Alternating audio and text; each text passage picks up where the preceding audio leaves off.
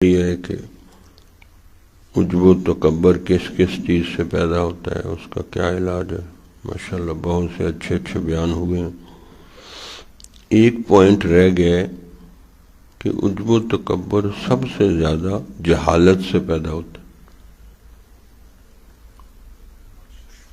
جاہل بندے میں عجب و تکبر بہت ہوگا، کیونکہ علم کی روشنی اس کے پاس ہوگی نہیں۔ جہالت ہی جہالت تکبر پیدا کرتی۔ تو اور ثبوت بھی ہے، ابو جہل کو ابو الحکم کہتے تھے، تو حضور صلی اللہ علیہ وسلم نے فرمایا یہ ابو الحکم نہیں ہے، یہ ابو جہل ہے، جہالت کا ابا ہے، کہ یہ جاہل ہے پرلے درجے کا۔ تو یہاں سے پتہ چلتا ہے کہ یہ متکبر ہے، اور تکبر کس وجہ سے آیا؟ جہالت کی وجہ سے آیا۔ فرعون بھی پرلے درجے کا جاہل تھا، اس لیے فرعون بنا جہالت کی وجہ سے۔ نمرود، قارون، یہ سارے کلہم جاہل تھے۔ اور ایک مفکر کہتا ہے کہ اس زمانے میں پڑھے لکھے جاہل ہیں، پہلے ان پڑھ جاہل ہوتے تھے، اب پڑھے لکھے جاہل ہیں، کالجوں یونیورسٹیوں والے۔ میں کہہ رہا ہوں دین کا علم ہے نا، اس سے بھی تکبر پیدا ہوتا ہے، تو سوچو دنیا کے علم سے کتنا تکبر پیدا ہوتا ہوا۔ افرأیت من اتخذ الہہ ہوا واضلہ اللہ علی علم، کیا آپ نے اس کو نہیں دیکھا جس نے اپنی خواہشات کو اپنا خدا بنایا ہوا، اور وہ عالم ہونے کے باوجود گمراہ ہو گیا، کیونکہ اس نے خواہشات کو خدا بنایا، خواہشات کے پیچھے چلتا ہے۔ وَلَا تُطِعْ مَنْ أَغْفَلْنَا قَلْبَهُ عَنْ ذِكْرِنَا وَاتَّبَعَ هَوَاهُ وَكَانَ أَمْرُهُ فُرُطًا، اے نبی اس کا بالکل کہنا نہ مانے۔ وَلَا تُطِعْ مَنْ أَغْفَلْنَا قَلْبَهُ، جس کے دل کو ہم نے اپنی یاد سے غافل کر دیا اور اس کا معاملہ حد سے گزر گیا ہے۔ وَلَا تُطِعْ مَنْ أَغْفَلْنَا قَلْبَهُ عَنْ ذِكْرِنَا وَاتَّبَعَ هَوَاهُ، وہ ہوا و ہوس کی پیروی کر رہا ہے۔ تو جہالت سے بہت خوفناک قسم کی تکبر پیدا ہوتا ہے۔ اچھا، وہ تکبر کو تکبر بھی نہیں سمجھتا، اس کو سمجھائیں کہ یہ تکبر ہے، نہیں، یہ جھوٹ نہیں ہے، یہ یو ٹرن ہے، یہ غیبت نہیں ہے، یہ تو ہم ویسے ہی گپ شپ لڑا رہے ہیں۔ یعنی تکبر گناہ کو گناہ نہیں سمجھنے دیتا، ایسی موذی مرض ہے یہ۔ تو یہ جہالت سے سب سے زیادہ پیدا ہوتا ہے۔ پھر مال پیسے کی کثرت سے پیدا ہوتا ہے۔ اَيَحْسَبُونَ أَنَّمَا نُمِدُّ بِهِ مِن مَّالٍ وَبَنِينَ نُسَارِعُ لَهُمْ فِي الْخَيْرَاتِ بَل لَّا يَشْعُرُونَ، کہ جس کو ہم نے مال اور بیٹے دیے ہیں وہ سوچتے ہیں کہ اللہ ہمارے ساتھ بڑا بھلائی کر رہے ہیں۔ نہیں، فرمایا یہ ہمارے پکڑنے کا طریقہ ہے، مال پیسہ دے دیا، یہ غافل ہو گیا، گناہوں میں پھنس گیا، ایک دم چھاپا ماریں گے، موت آئے گی تو ختم، سیدھا جہنم میں چلا جائے گا۔ آج تو کہتے ہیں کہ مال پیسہ ہے، بڑا خوش قسمت ہے یار، خواہ حرام کا ہی مال پیسہ ہے۔ اللہ تعالیٰ کیا فرماتے ہیں؟ وَلَوْ بَسَطَ اللَّهُ الرِّزْقَ لِعِبَادِهِ لَبَغَوْا فِي الْأَرْضِ، اگر ہم بندے کے رزق کو وسیع کر دیں تو دنیا میں بغاوت ہو جائے، باغی تاغی بن جائے لوگ۔ دیکھ لو جتنے کروڑوں اربوں پتی لوگ ہیں، ان کے لیے مسجد میں جماعت سے نماز پڑھنی کتنی مشکل ہے، کسی اصلاحی مجلس میں بیان سننا ان کے لیے کتنا مشکل ہے۔ وہ کہہ رہے جی بیٹھا نہیں جاتا، ہم سے بیٹھا نہیں جاتا، شیطان نہیں بیٹھنے دیتا، عجب و تکبر نہیں بیٹھنے دیتا آپ کو۔ تو جہالت سے سب سے زیادہ عجب و تکبر پیدا ہوتا ہے۔ پھر اسی طرح علم سے پیدا ہوتا ہے۔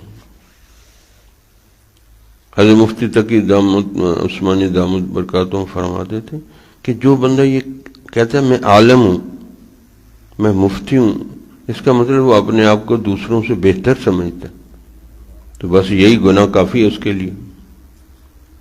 کیوں وہ بہتر سمجھتا ہے؟ علم اس نے حاصل کیا، اللہ نے فضل فرمایا تو اس کو علم ملا ہے، وہ اس علم کا شکر ادا کرے۔ اگر اس علم کا شکر ادا نہ کیا عالم بننے کا تو یہ متکبر بن جائے گا۔ شیطان نے زبان سے کہا تھا انا خیر منہ، کہ میں ان سے اچھا ہوں آدم سے۔ آپ اپنے دل میں کہہ رہے ہیں کہ میں اس سے اچھا ہوں، اس سے اچھا ہوں، میں عالم ہوں، میں مفتی ہوں۔ آپ دل میں کہہ رہے ہیں، وہ زبان سے کہہ رہا تھا۔ کیا تو آپ بھی وہی رہے ہیں، انا خیر منہ، میں اس سے اچھا ہوں۔ اسی طرح پھر عبادت سے بھی تکبر پیدا ہوتا، مثلا تہجد لمبی پڑی اللہ، تو پھر دل میں آئے گا کہ یار میں نے تہجد پڑھی ہے۔ اسی طرح حضرت ایک محدث سے وہ فرماتے تھے کہ بعض لوگ کعبے کے پردے کو پکڑ کے دعا مانگتے ہیں اور خراسان والوں کو دکھا رہے ہوتے ہیں کہ خراسان کا کوئی عالم آیا ہے، وہ پردے کو پکڑ کے رو رہا تھا، فرمایا یہ خراسانیوں کو دکھا رہا ہے، دیکھو میں کعبے کے پردے کو پکڑ کے کتنا رو رہا ہوں۔ فرمایا ختم ہو گیا اس کا رونا، کہ اگر نیت میں یہ دل میں خیال آ گیا، نیت نہیں خیال آ گیا کہ لوگ مجھے دیکھے روتا ہوا، تو بس ختم ہے آپ کا رونا، زیرو ہے، یہ اخلاص کا رونا نہیں۔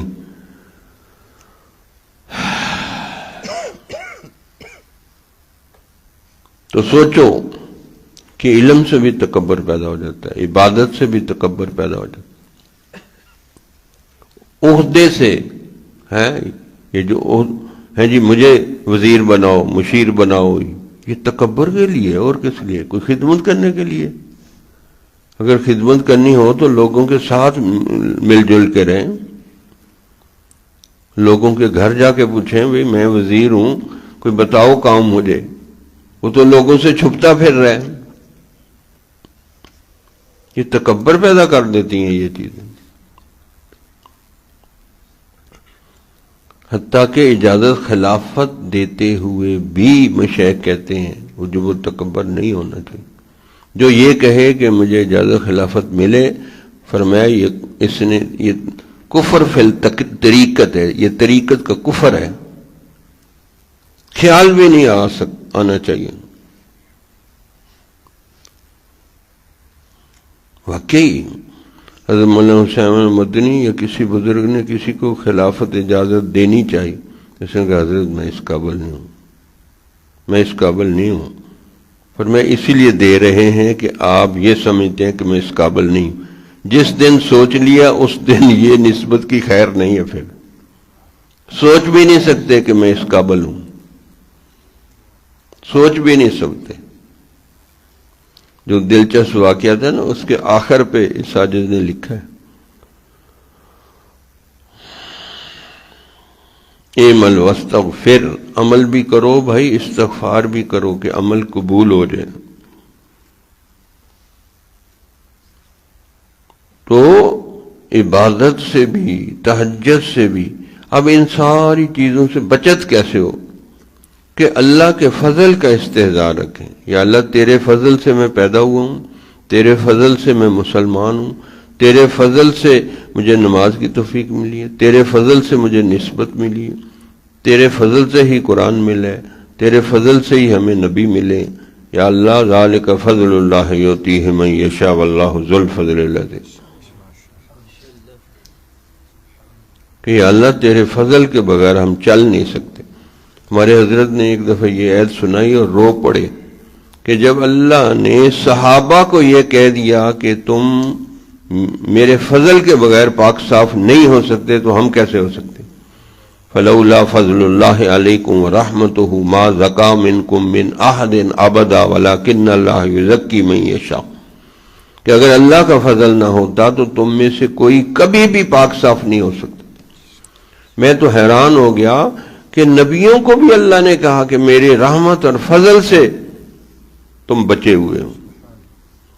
جب امتوں کو تباہ کر دیا، پھر جو نبیوں اور ان کے ساتھ والوں کو بچا لیا، وہاں لکھا ہوتا ہے کہ اللہ کی رحمت سے وہ بچ گئے۔ نبی نیچر کے حساب سے وہ معصوم ہوتے ہیں، ان کی نیچر ہی معصوم ہوتی ہے، ان کو اللہ نے کہا کہ اگر اللہ کا فضل نہ ہو تو اللہ کے فضل سے یہ بچیں، تو ہم تو بھئی ہیں ہی گناہوں میں ڈوبے ہوئے، ہم اللہ کے فضل کے بغیر کیسے بچ سکتے؟ اسی لیے فرمایا واللہ یختص برحمتہ من یشاء واللہ ذو الفضل العظیم، اللہ جس کو چاہتا ہے اپنی رحمت کے لیے مخصوص کر لیتا ہے۔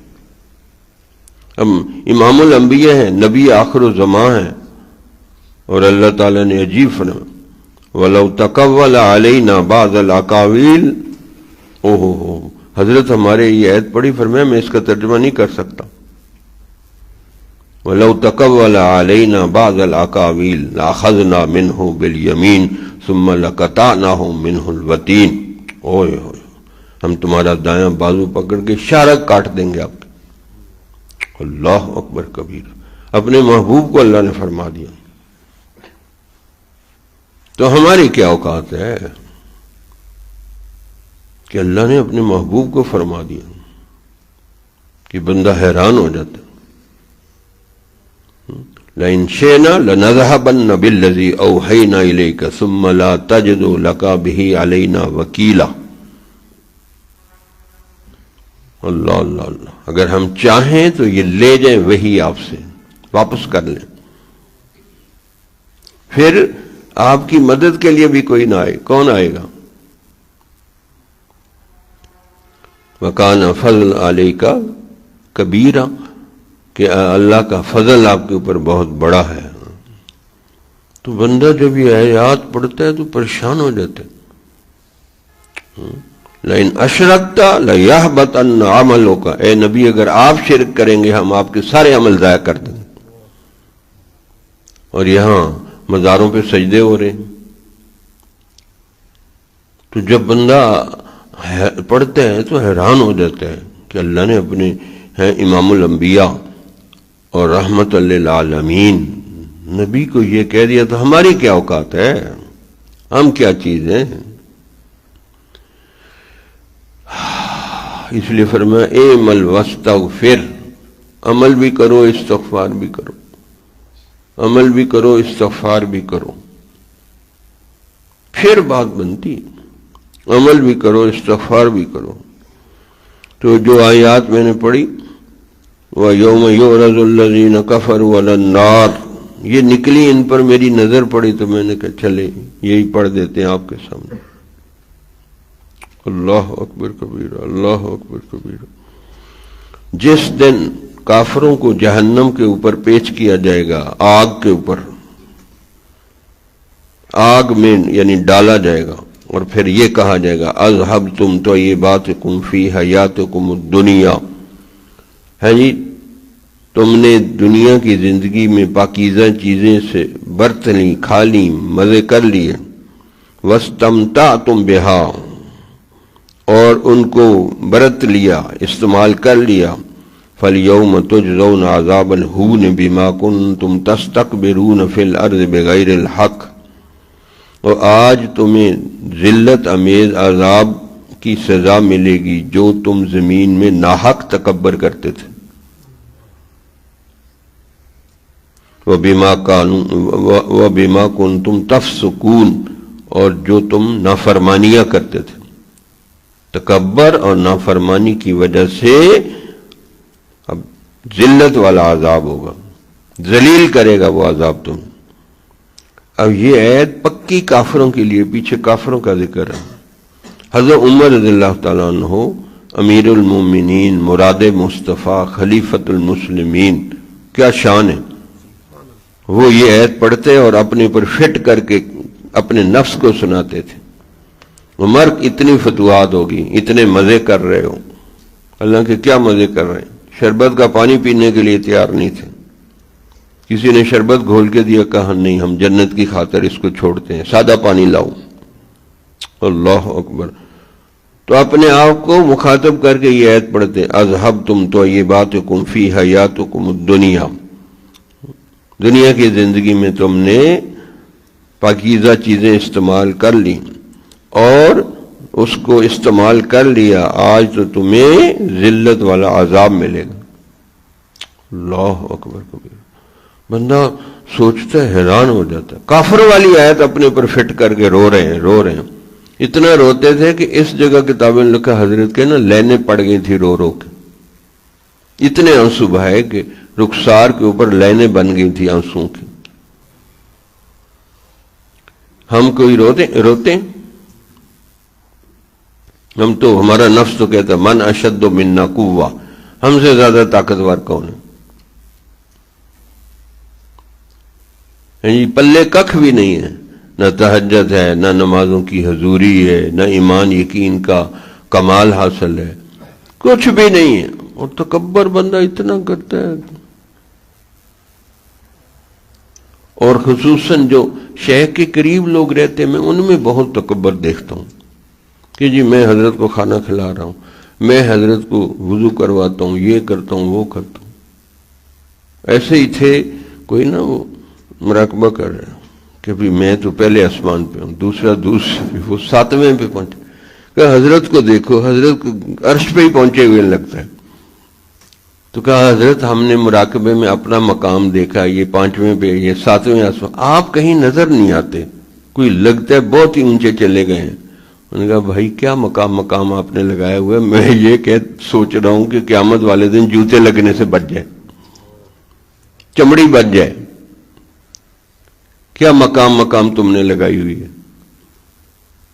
تو واقعی مشائخ تو یہی سوچتے ہیں کہ بچا ہو جائے بس. امام غزالی کیا ان کی شان تھی، یہ دعا کرتے تھے یا اللہ اگر جہنم میں بھیجنا ہی ہے تو جہنم سے نکلنے والا مجھے آخری بندہ بنا دے، میں آخر پہ ہی نکال دے مجھے جہنم سے. حالانکہ کیا عجیب و غریب علم تھا ان کے پاس، ان کے علم کو بندہ کتاب پڑھے تو حیران ہو جاتا. اس وقت ایک ہی بڑی مدرسہ ہوتا تھا، جامعہ نظامیہ، نظام الملک توسی نے بنایا تھا. وہ اس کے حضرت وائس چانسلر تھے، یعنی یوں سمجھے کہ ہیڈ تھے اس کے. ہاں جی، درس حدیث، درس تفسیر، فلسفہ، پتہ نہیں کتنے علوم تھے. لیکن دل میں نماز میں حضوری نہیں تھی، اور دل میں وہ جو کیفیات ہونی چاہیے وہ نہیں تھی. بہت عرصہ کوشش کرتے رہے لیکن وہ کیفیت بنتی نہیں تھی. پھر ایک دو بزرگوں سے مشورہ کیا، انہوں نے کہ جی یہ مسند چھوڑنی پڑے گی جس میں واہ ہوتی ہے. اب بڑی مشکلوں سے مجلس چھوڑی، نکل گئے. 10 سال صحرا نوردی کی، مشائخ کو ملے، اسی دوران احیاء العلوم کتاب لکھی. پھر اپنی فرمایا المنقذ من الضلال، میں گمراہی سے کیسے نکلا، یہ کتاب لکھی کہ یہ علم، یہ مسند حدیث، مسند تفسیر اور فلسفہ. تو انہوں نے کہا میں صوفیہ کی صحبت اٹھائی، اور صوفیہ کی صحبت سے مجھے یہ پھر اخلاص اور للہیت اور اللہ کی رضا کے مقامات کا پتہ چلا. پھر انہوں نے لکھا کہ حضور کی امت میں جتنے طبقے ہیں جی، علماء ہیں، محدثین ہیں، متکلمین ہیں، فرمایا سب سے اخلاص والے مشائخ کرام ہیں. یہ سب سے زیادہ اخلاص والے لوگ ہیں. واقعی کیونکہ بندہ بڑی منزلیں طے کر کے آخر مشائخ کے پاس آ کے اس بندے کو سکون ملتا ہے. ہزاروں علماء ایسے متکلم تھے، فلاں تھے، خطیب تھے، قاضی تھے، فلاں تھے، آخر پہ مشائخ کی صحبت میں آ کے ان کو اخلاص کے کمالات کا پتہ چلتا کہ اخلاص کس کو کہتے ہیں. شروع میں ہمیں تو کوئی نہ ادب نہ آداب، گاؤں کے رہنے والے، کالجوں یونیورسٹیوں میں پڑھے ہوئے پروفیسر، اب بھی پروفیسر ہی ہیں ہم.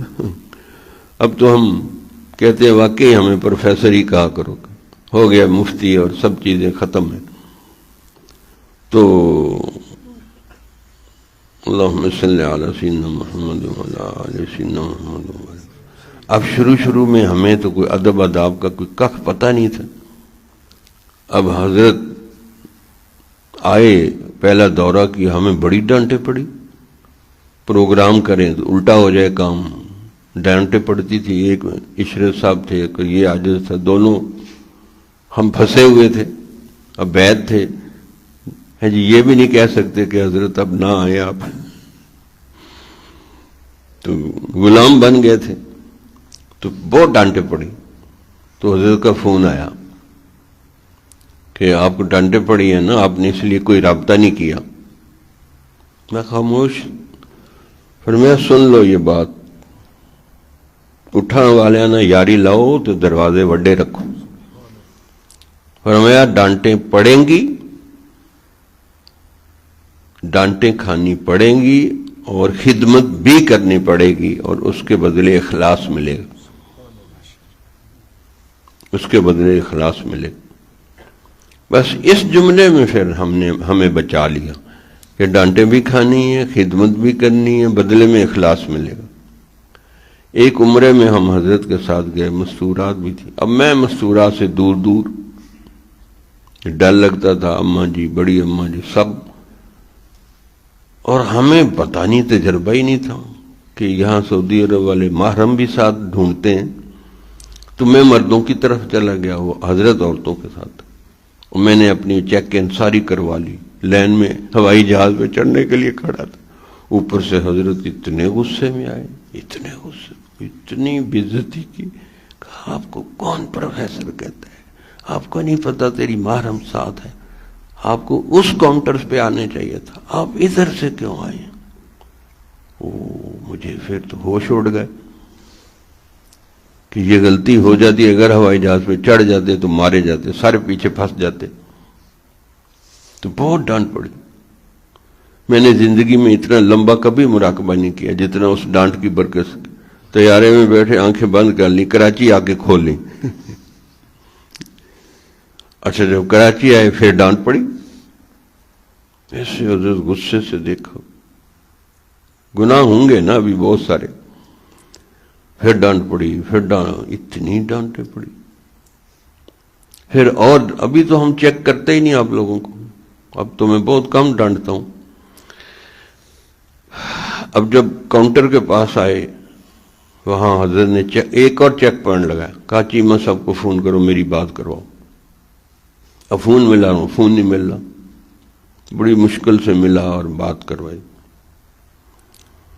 پھر جب باہر آ گئے تو جاتے ہوئے حضرت نے سلام لیا. مجھے کہا آپ نے برا تو نہیں منایا؟ اس وقت ہم خلیفہ بن چکے تھے. تو میں نے آگے سے کہا حضرت ہماری کیا ویلی ہے کہ ہم برا منائیں گے؟ آپ کی ایک بات سے ہمیں بہت فائدہ ہوا ہے. آپ نے فرمایا تھا کہ چکوال میں دن رات خدمت کرتا تھا حضرت کی خانقاہ کی، اور جس دن میرے شیخ مجھے نہیں ڈانٹتے تھے اس دن مجھے اپنے اخلاص پر شبہ ہو جاتا تھا کہ آج اخلاص سے کام نہیں کیا کیونکہ ڈانٹ نہیں پڑی. تو ہم سمجھتے تھے خدمت بھی کریں اور اوپر سے ڈانٹ بھی پڑے، پھر ہم سمجھتے کہ ہاں یہ اخلاص ہوا. تو میں نے کہا یہ ہم نے آپ سے ہی سنا ہوا ہے. تو یقین کریں حضرت اس بات سے اتنے خوش ہوئے کہ 10 منٹ میرا ہاتھ پکڑ کے باتیں کرتے رہے، اور باہر جماعت انتظار کر رہی تھی. تو بھئی ڈانٹیں بھی کھانی پڑیں گی اور خوشی سے کھانی پڑیں گی، اور اس کے بدلے میں اخلاص ملے گا. اور یہاں تو ہم خدمت کرنے سے جان چھڑاتے ہیں، پھر خدمت ہو اور اوپر سے ڈانٹ پڑ کے یار یہ اچھا ہے، ان کی خدمت بھی کرتے ہیں خانقاہ کی، اوپر سے ڈانٹتے ہیں. اچھا السلام علیکم ہم جا رہے ہیں جی، کسی اور کو بلاؤ. ایسا ہی نہیں. پھر ہم دیکھتے تھے جب کبھی ہمیں بہت زیادہ ڈانٹ پڑتی تھی، کوئی نہ کوئی نئی کتاب اللہ لکھوا لیتا تھا، نئی کتاب کی ولادت ہو جاتی. اصل میں وہ ڈانٹ کے ساتھ توجہ آتی تھی، اس توجہ کی برکت سے پھر بندہ نئی کتاب لکھ دیتا تھا. لیکن یہاں تو ہمارے تو دوست تو ڈانٹ کو تو سمجھتے ہیں یہ دشمنی ہو گئی ہے شیخ کو ہمارے سے. بھئی آپ سے دشمنی تو ہو گئی ہے لیکن آپ کے نفس اور شیطان سے دشمنی ہے، آپ سے دشمنی نہیں ہے. آپ خود بھی اس کے دشمن ہیں، نفس اور شیطان کے. تو اگر ہم دشمن ہو گئے تو کیا ہوا؟ اگر ہم نے دشمنی کر لی آپ کے نفس اور شیطان سے تو ہم تو آپ کے ہمدرد ہیں. آپ بھی اپنے نفس اور شیطان کے دشمن ہیں، ہم بھی دشمن ہیں. تو ہم تو اکٹھے متفق ہیں آپ کے نفس اور شیطان کے خلاف. پھر میں مٹتی ہے ورنہ کم بخت جوانی، اس میں شورش کشمیری کہتے تھے کہ نوجوانوں کے بارے میں، کم بخت جوانی سینے میں ناگن کی طرح لہراتی ہے، کہ کل کی بجائے آج میری شادی کرو، تاکہ شادی میں لڑکی سمیت بھاگ جاؤں خانقاہ سے۔ کئی بھاگے ہیں۔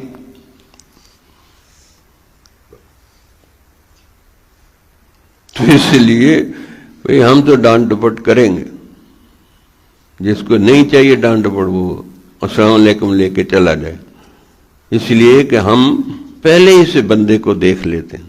ہم پیر ذوالفقار نہیں کہ بڑے بڑے پہاڑ اٹھا لیں، ہم تو چھوٹے کمزور سے لوگ ہیں۔ ہمارا تو کوئی سالک ہمیں چھوڑ کے جائے تو ہم اس کے لیے ترستے ہیں کہ یار واپس آ جائے۔ حضرت کو کیا پرواہ ہے، جاؤ۔ مشائخ نقشبندیہ بڑے بے نیاز ہوتے ہیں۔ امام ربانی مجد الفسانی نے لکھا ہے کہ یہ نسبت منٹوں میں دے دیتے ہیں اور پھر منٹوں میں سلب بھی کر لیتے ہیں۔ یہ لکھا، ذرا سی بے توجہی سے مرید کی نسبت کو سلب کر لیتے ہیں، لیکن بڑے سخی ہوتے ہیں، اتنی آسانی سے نہیں کرتے۔ لیکن ہم لوگ اصلاح و تربیت کا کوئی وہ نہیں ہے۔ یہ جو لاپرواہی ہوتی ہے نا کہ اپنے حالات نہ لکھنا، خط نہ لکھنا، یہ بھی تکبر ہوتا ہے۔ تکبر نہیں لکھنے دیتا کہ میں حضرت کو میری خامیاں پتہ چل جائیں گی، تو ڈاکٹر کو تو ساری خامیاں بتا دیتے ہیں، تو شیخ کو کیوں نہیں بتاتے؟ ہمارے بچے صحیح بتاتے ہیں، ان کو ابھی عقل سمجھ نہیں ہے نا، اس لیے یہ بتاتے رہتے ہیں۔ اگر ان کو عقل سمجھ آ جائے تو شاید یہ بھی نہ بتائیں۔ یہ سب سے پہلے لکھتے ہیں ہم جھوٹ بولتے ہیں، غیبت کرتے ہیں، چغلی کرتے ہیں، لڑائی کرتے ہیں، اور نمازوں میں بس سے سارا کچھ لکھ کے دے دیتے ہیں، اور پھر ایسے ایسے ان کی چیزیں باہر نکلتی رہتی ہیں۔ یعنی بڑے کھلے دل سے لکھ کے دیتے ہیں، ان کو بھی کوئی پرواہ نہیں ہے کہ عزت بھی کوئی چیز ہوتی ہے۔ عزت کے بت کا ان کو نہیں پتا، ابھی عزت کے بت کا نہ پتا چلا۔ تو گول میز کانفرنس کر رہا ہے، کھڑا ہو جا، یہ سانڈ بن رہا ہے، سانڈ۔ اس نے آج ایک لڑکے سے لڑائی کی، اس کے ٹکر ماری، اس کا خون نکال دیا ناک سے۔ یہ حال ہے یار، میں پریشان ہو گیا۔ اور پیچھے بھی بیٹھا ابھی شیطانی کر رہا ہے۔ اس کا شیطان کیسے نکلے گا باہر؟ اتنا سستا نہیں ہمارا جوتا کہ مار دیں۔ ٹکر ماری، اس کے خون نکال دیا۔ یہ حال ہے ان کا۔ توبہ توبہ توبہ، اتنی مشکل ہے ان کی اصلاح کرنی۔ دعا کریں ان کی اصلاح و تربیت ہو جائے۔ اللہ، تو بھئی یہ کیسے نکلے گا؟ یہ عجب و تکبر کیسے نکلے گا؟ تو اس کے لیے مشائخ پھر کسی سے جوتے سیدھے کرواتے۔ حضرت تھانوی رحمۃ اللہ علیہ نے لکھا، آج کل عجب و تکبر اور بہت سی روحانی بیماریاں یہ جوتے سیدھے کرنے سے بھی نہیں نکلتی، جوتے کھانے سے نکلتی۔ اسی لیے کئیوں نے جوتے کھائے ہیں، بچوں نے، ان کا نکل گیا عجب تکبر، نکل گیا ان کا۔ اب بڑے سالکین کی تو عزت ہے ماشاءاللہ، بڑے معزز ہیں، ابھی ان کا کیا کریں؟ بچے تو جوتوں کو بھی بھول جاتے ہیں، تو آپ لوگوں کو تو غصے سے دیکھ لیں تو اب مسئلہ بن جاتا ہے۔ تو بھائی عجب و تکبر کیسے نکلے گا بھائی؟ یہ کیسے نکلے گا؟ تو یہ جوتے سیدھے کرنے سے اور جوتے کھانے سے۔ شیخ شبلی کسی علاقے کے گورنر تھے، تو بادشاہ سلامت اس وقت کا، یہ نہاوند کے گورنر تھے، حضرت سے ہم نے واقعہ سنا۔ تو بادشاہ نے گورنروں کو بلایا ہوا تھا، ایسے اوپر پہننے کے لیے ایک اوور کوٹ دیا ہوا تھا اسپیشل جیسے ہوتا ہے. ایک گورنر کو چھینک آئی, پانی نکلا ناک سے, اس نے اس سے صاف کر لیا. بادشاہ نے دیکھ لیا, اتنا ڈانٹا اس کو کہ میری دی ہوئی خلت کے ذریعے تو ناک صاف کر, نکل جا یہاں سے. بڑا بے عزت کیا اس کو. تو شیخ شبلی بھی گورنر تھے, تو اس نے بادشاہ کو کہا کہ یہ کیا چھینک ان کی مرضی سے آئی ہے یا اللہ کی طرف سے؟ آپ نے اس کو اتنا ذلیل کر دیا. اس نے کہا تیری باتوں سے محاسبے کی بو آ رہی ہے, تو بادشاہ کا محاسبہ کر رہا ہے. اس نے میں آپ سے پوچھ رہا ہوں کہ چھینک اپنی مرضی سے آئی ہے یا اللہ کی طرف سے آئی ہے؟ اس نے کہا یہ لے خلت, میں جا رہا ہوں, چھوڑ گورنری, اور سیدھے جنید بغدادی کے پاس آ گیا. ماشاءاللہ تعارف کرایا, جی نہامند کا گورنر رہا ہوں اور یہ مسئلہ ہوا, اب میں چاہتا ہوں کہ میں فقیر بن جاؤں, اللہ والا بن جاؤں. کہا تو گورنر رہا ہے, تیرے اندر تو بہت تکبر ہوگا, تو نے کتنوں کا دل دکھایا ہوگا, پہلے سب سے معافی مانگ کے آ. ایسا اس وقت کرتے تھے. اچھا جی معافی مانگ کے آ گیا. اب ایسا کر, بازار میں گندک کی دکان کھول, گندک بیچ 1 سال. ایسا وہ تو بہت مجاہدے کا زمانہ تھا. 1 سال گندک بیچی.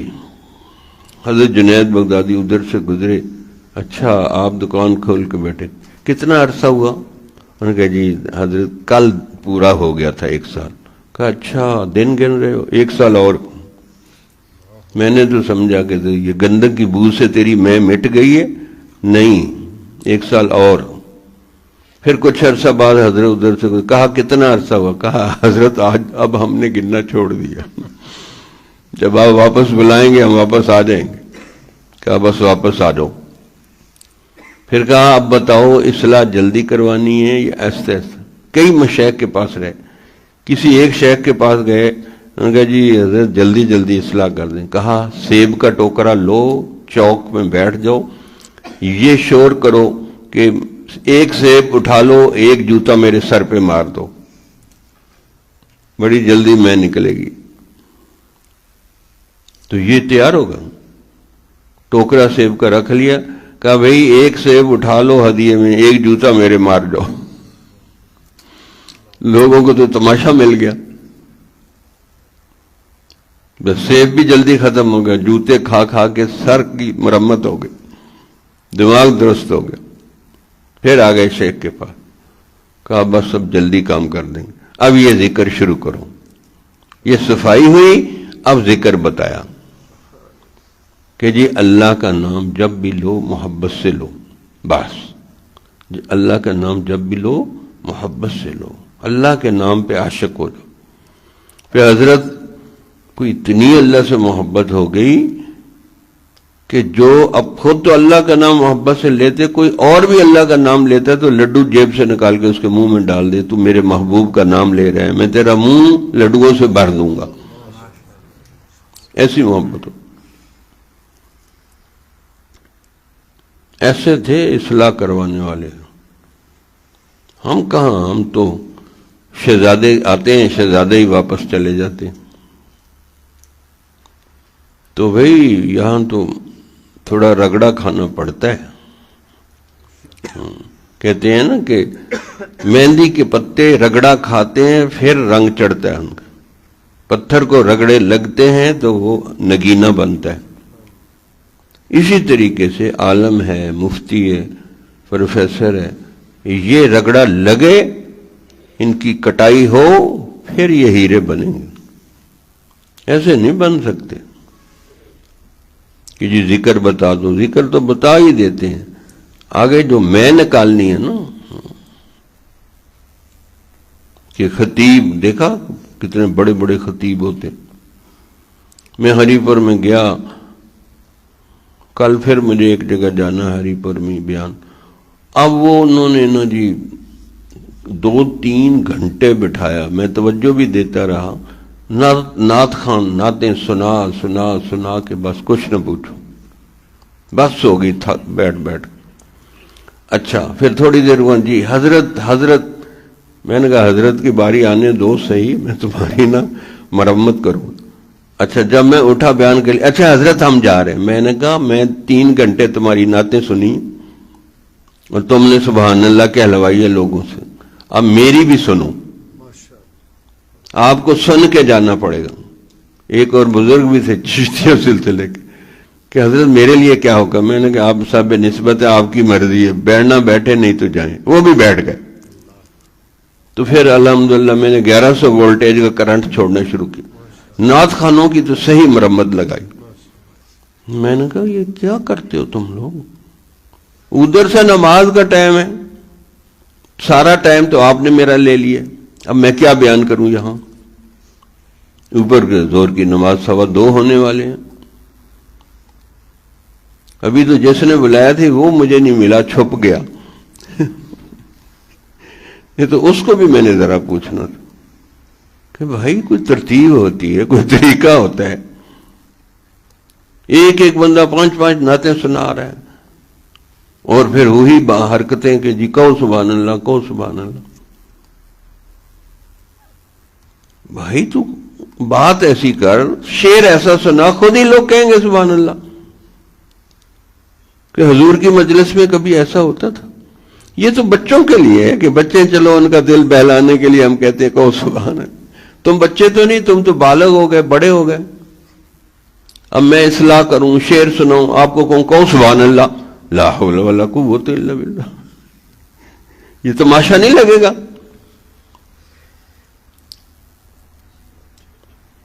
تو پھر ذرا ان کا دماغ کچھ ٹھیک ہوگا. میں نے کہا ہم نے کون سا ادھر سے چندہ لینے یا کچھ لینا، حق بات تو کریں گے. ٹھیک ہے اگلی دفعہ نہ بلائیں ہمیں، لیکن ہم تو بیان اللہ کو سنا رہے ہیں، آپ کو تو نہیں سنا رہے نا. ہم مداحنت تو نہیں کریں گے، حق بات کہیں گے. کوئی ناراض ہوتا ہے، کوئی خوش ہوتا ہے، سارا جہاں ناراض ہو پرواہ نہ چاہیے، مد نظر تو مرضی جانانا چاہیے. اللہ راضی ہو جائے، ہمیں کسی سے کیا لینا دینا. تو آج کل نا یہ ہمارے نعت خان بہت ہی عجیب ہو گئے ہیں. میں ایک دفعہ سمندری میں گیا، وہ نعتیں پڑھنے والے نے باہر لائن لگا دی، واہ واہ. اندر آئے تو ایک پینسل پہ لڑ رہے تھے دونوں نعت خان. میں نے کہا باہر آپ کیا تھے، اندر کیا ہے؟ کوئی ہوش کر لو. بندہ پریشان ہو جاتا. کیوں؟ اصلاح نہیں ہوئی، تربیت نہیں ہوئی، بس پیسے لے لیے اور جی چل. میں نے کہا جتنی زبردست نعتیں سناتے ہیں اتنا اخلاص والی نعت سنائیں، رو کے نعت سنائیں. ان کو روز حضور کی زیارت ہو جائے،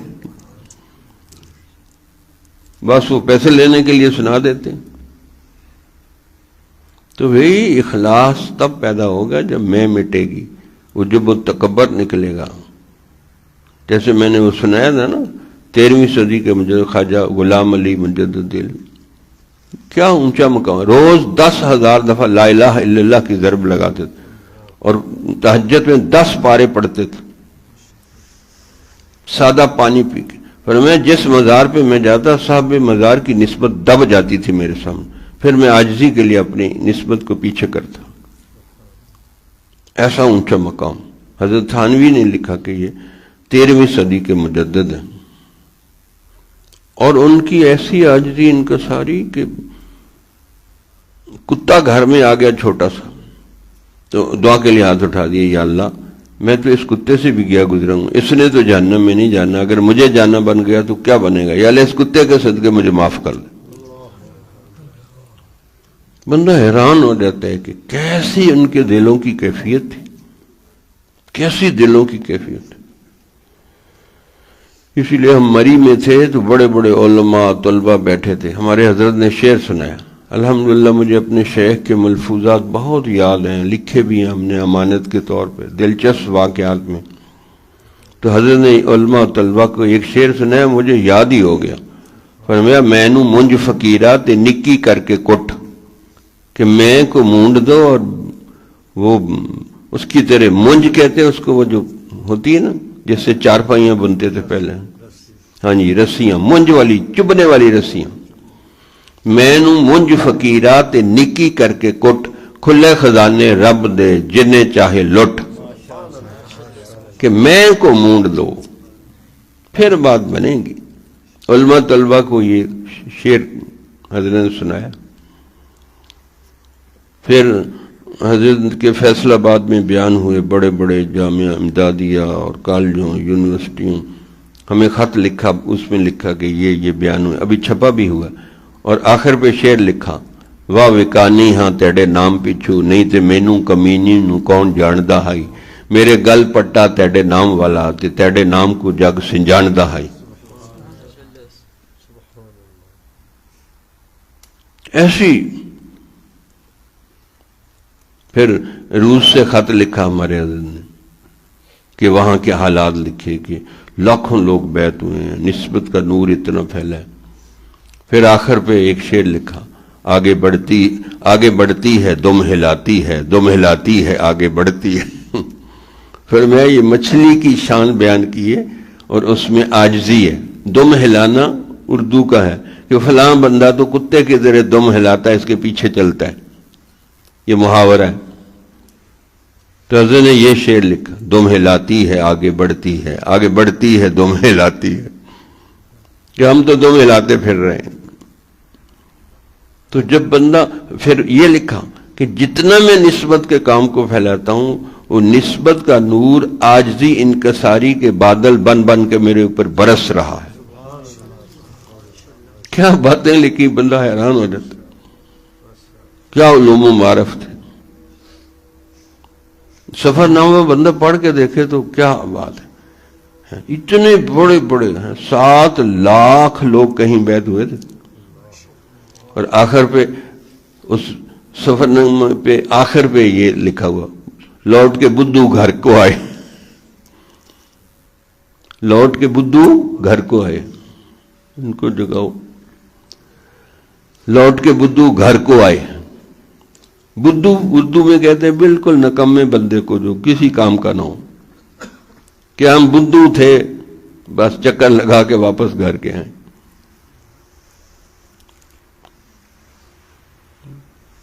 تو یہ کام بھی کرے اور اپنے آپ کو مٹا لے۔